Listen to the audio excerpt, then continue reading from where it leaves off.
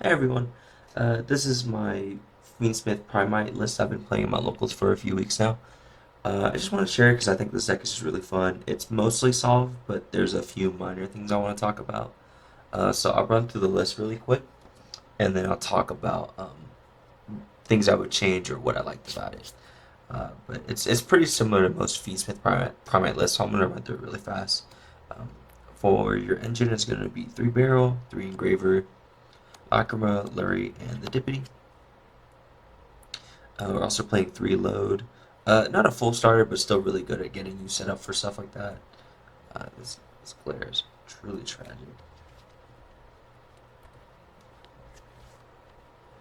And then double Drobium to go with the load, and then 1 roar. Um, some people play fusion. There's a line that where you play fusion to get the full combo. I just play roar just because it was easier in the extra deck. Tracked, Sanct, and Paradise as your ending card. So this is like 18 engine. This is a 41 card deck. So it'll be 18 engine, and then the rest is 23 non-engine cards. So for your hand trap, it's gonna be three Fua, 3 Droll, 3 Ash, 3 Zuna, and Lupus. Lupus by itself is still a hand trap, is still really good. 2 Bell, Mag, 3 Purge, and 3 Imperm. And the last non-engine card is gonna be Talents. So it's like 22 hand traps with Talents as his 23rd card. Lupus sort of counts as a hand trap too. Sometimes he does suck as a brick. Um, but the K9 cards are really good in the way that they can act as hand traps, but they also, for what I use them for most of the time, was like breakers. So like you make a Zeus with them type stuff. So that's it for the main deck. It's really straightforward. Any list you find online is gonna be very similar to this, honestly.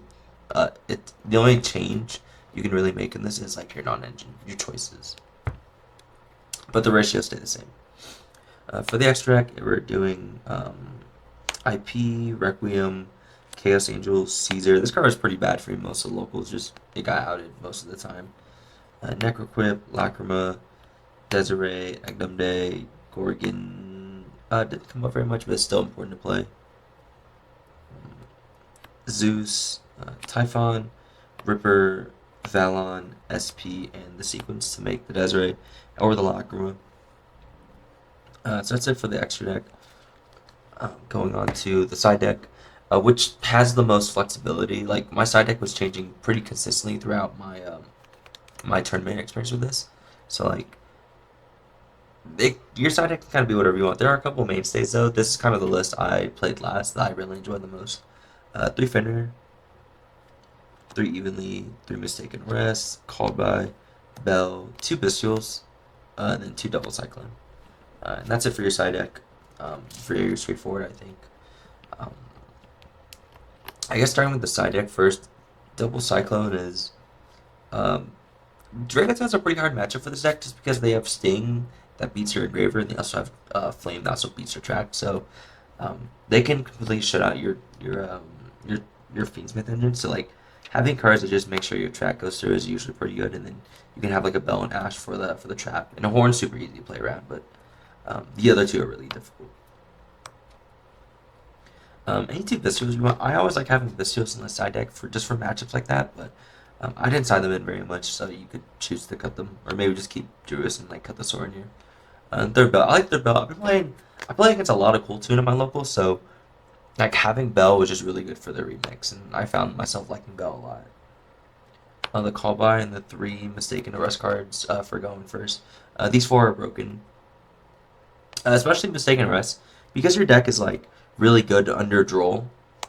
Mistaken Rest just really doesn't bother you at all. It's really easy to like even end on a half board where you just end on like Requiem plus Droll Beam and then have Mistaken Arrest and you feel really safe. It's really hard to interact with this card and stop it. So this card's amazing. And then Evenly is always like a mainstay in my side deck just because this deck is like, this deck's like really weak, so you want like good equalizer cards.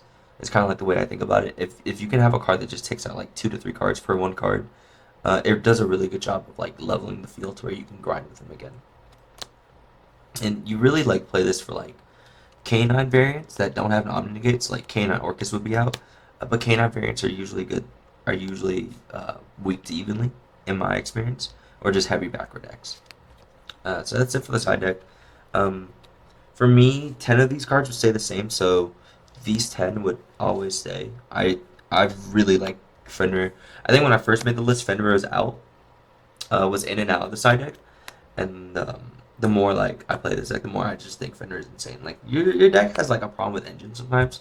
You're only playing like 14 good engine cards, which is not enough sometimes. So having like 17 cards that are just good to go first, even if they're just backed up with hand traps, is usually really solid. And I've won a couple games with just like Fenrir and like hand traps because like the Fenrir keeps adding Fenrir. So anytime they just out it, you just like have another one. Yeah. So I would definitely keep these 10 if I were to keep playing this deck. And then these 5 are the most flexible. They can be whatever you want. I didn't really side them in that much. The Jekyll matchup is just tough, and you just gotta pray on that one. Um, Extra deck is pretty straightforward. Everything in this extract was summoned or used at least like multiple times. The only exception to that was probably the Gorgon, which I only summoned like twice out of like 14, 15 rounds. So everything else is really good. IP was insane. When I was first playing the deck, I didn't play IP, and that was absolutely a mistake. Because there are some lines to where you play really heavy in a nib, and then you'll play really heavy in the nib, and then when they nib you, you'll hold your engraver, so then you can at least make like um, IP plus like Dippity, and then your Joe Beam's live, and then you can like IP with them after. So um, IP is insane. I would not play this deck without IP. I don't know how people do it, honestly. It just gives you like a really good like anti-nib line to play around with, and it helps your lower impact boards where you're trying to like crack their board or they're interrupting you really well and you can't like get a full board off. Like being able to link off a barrel and like like a Fenrir or something to make this and then have the Dippity plus the drill beam. It's usually really solid. Your better boards are when you have IP plus Requiem. So like this kind of comes up in your like in your fool lines where if you feel comfortable with like having enough engine, you can give one draw with the IP and then another draw with the Requiem, and then you have a lot of interaction here, and you're just trying not to die. Chaos Angel is probably the second most cuttable card in the extract next to Gorgon. It doesn't get summoned too much, but I think it's really good. Arguably Caesar, it's the third most cuttable card because every time I make this card, it just like has no value. Like it always got outed, whether via Typhon or like Imperm, whatever. Like this card just didn't have value. I felt most of the time when I was winning, I would just make Desiree. So um, it just plays into Nib more, but making Desiree is probably a lot better. Turn one, in my opinion, it's just harder to out, less interruption, but like droplets outing this is so annoying versus droplets outing this is fine because unless they like out your entire board, even if they out the Desiree, you can still like Desiree send when it gets removed. So your extra deck is really solid. I might even consider a second Typhon sometimes because I find Typhon to be like one of your best cards. Especially when you're making it with the K9 cards where you can like Typhon them, swing over a Gulamel, and then like wipe their back row because it's Cylinder Lupus is really good. And like that's definitely a win condition I've done several times against like the big combo decks. You know, Zeus is just another equalizer. Like when you're playing against decks and you can't just hand trap them effectively, having this as an option is really good.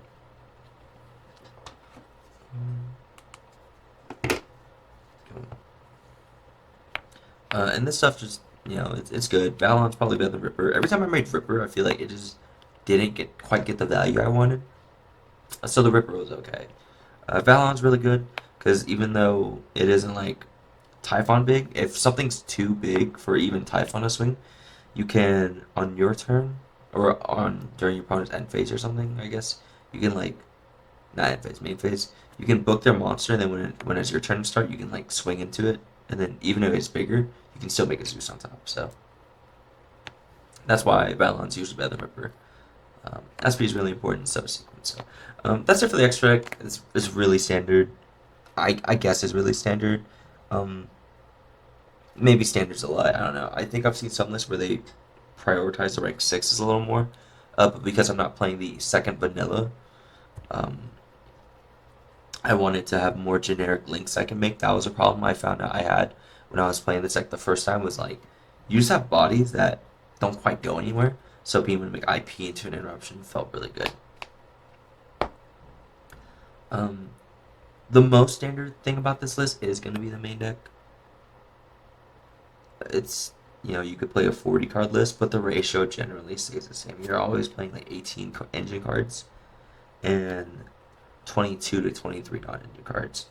I think the best non-engine card for me in this entire list was Izuna, just because Izuna gets you to Lupus.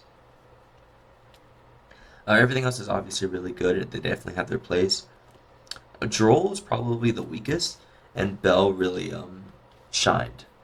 I think Bell was actually kind of insane. Um, I think Bell is really insane. You could play this at 3. You could arguably cut Droll, but the reason I played Droll was because I wanted more anti-Fu outs. So your deck is already like really good under Fu because you can make a low board and like grind, and that's what you want to do anyway. But it's also really easy to make your full Fiendsmith board and just give them one draw after you get all your searches, because you only search like twice. So like you can barrel load search drill beam, and if they fool you there, that's fine. And then if you have engraver, you can engraver and attract Lurie into Requiem, draw them there so they only draw one, and then you full combo like nothing else matters. Um, it's like this deck plays very well under Droll. So like drolling yourself under a Charmy it's pretty good. Um, yeah. So like I said, I think the ratios stay the same, but if you wanted to play like different non-engine, you very much could. I think your engine though stays the same. I really like Synced. Um, I know most of us play double track because there are some conflictions with like Synced and Roar, or like Synced and like Abyssials, or Synced and Fender. Thankfully, whenever I was playing it, it didn't come up. I'm sure if you play this deck long enough, it would come up, and I'm sure it could be annoying. But after playing like 15 like rounds, and, like multiple games, going to multiple game threes, that like that confliction never came up for me. So I feel fine with Synced. Synced is also really good for grinding against certain decks. So I remember one time I was playing against Cool Tune, and it's like a 40-minute game one, and it takes forever because he just keeps belling my feats and stuff. So like I'm drill beaming to crack his board, but I can't push him because my my fiends and stuff is never getting live because he's belling me on my turn with the engraver that he's adding off remix, and then he's drawing more bells to bell my lacrima, and then he remixes to add back another bell. So I'm just never playing. But the one time the lacrima resolved, I sent the Sanct instead of like another engraver, and what ended up happening was when he killed my lacrima, the Sanct reset, and then it gave me 2 pushes. So now when he belled my engraver, I'm still able to flip up Sanct, go into Requiem, and then tag out into Lacrima again. And then it just keeps me rolling, and it just outpaces their hand trap. So like you can only have so many bells if I'm having 2 pushes every single turn consistently. So even if I don't get to play and like they imper me, if they crack the Lacrima again, I just reset this and I'll have this and engraver set. So Sanct is really good. I would absolutely keep playing again. Roar. The only other change you could probably make to the main deck is playing Fusion instead of Roar. I think you definitely always play 2 Drill Beam and for sure 3 Load. 2 Drill Beam is super important for the grind. This deck needs 2 Drill Beam. Like you can't crack a board any other way, honestly. That doesn't require like a hard commit of your pushes. So having Drill Beam to just like banish one on their turn when you go first, banish one on your turn when you search the second one, and then like have the second one to reset the hit again was super important, just to whittle them down. But like I said, the only one you could really change is Roar. There's a line with Fusion where you summon the Fusion Primate monster, and then you link it off with Gravity Controller to put in the extra monster zone, and then you summon the Dippy off it. That line is good because like it makes load a 1 card combo as well, instead of just barrel. Like if you play Roar, um, you only have barrel is the only way you get the Fiendsmith combo through this. Otherwise, you have to like load into Drill Beam setup, summon Dippity, and just pass on Requiem barrel. Which is like okay, like I definitely did that a couple of times, and it was like perfectly fine. Um, but if you are very like adamant about like consistently seeing your Fiendsmith cards, Fusion is probably the way to go. But I didn't like it because you cut out 2 of your extra spaces for you lose so much utility that I didn't think is worth it. You could argue you're only losing 1 card of utility because the Fusion Dragon is really good against Yummy. But I felt pretty comfortable with my Yummy matchup because Drobium just outs most of this stuff really well. Even if they draw Cupsies, like negating the search and then like banishing the body is just super important. So in my opinion, you have a fairly comfortable Yummy matchup, especially since you can make a board that they can't like beat. And it really comes up in like the K9 stuff and your Fiendsmith stuff. So like playing against K9, sorry, playing against Yummy, I really prioritize ending on like this board. So like this is like the board I like making with the sequence. So that because if you can't target my cards, it's fine. You're never gonna out my Desiree. Like my Desiree is too big, and you can't like target it, which is really good. And then you can double it up if you open the K9 cards, so you can make like a Lupus anything. So you can make like this and like a Valon. It's like making yourself untargetable and big. Making yourself untargetable and big is like the key in the way I play the Young matchup, I guess. You do play really hard in a nib though when you do like a line like this. So that's why I find myself liking the backup line of like the IP if I do get interrupted. Because making Caesar does like nothing against me. They just like out it so easily. So it's just not worth it. Like I said, Caesar's just not very good. Even against K9 decks, like Caesar is better into the Jokel and stuff, but the Desiree is just much safer because even if they out it, you can end on like Desiree plus IP, and that's still really strong because you're still like finding ways to remove the bodies. But I think outside of that, I think that's all the thoughts I really have on this. I think this deck is really fun. I don't think it's very good. Like to be honest, your ceiling is really really low, but the K9 cards help a lot with that.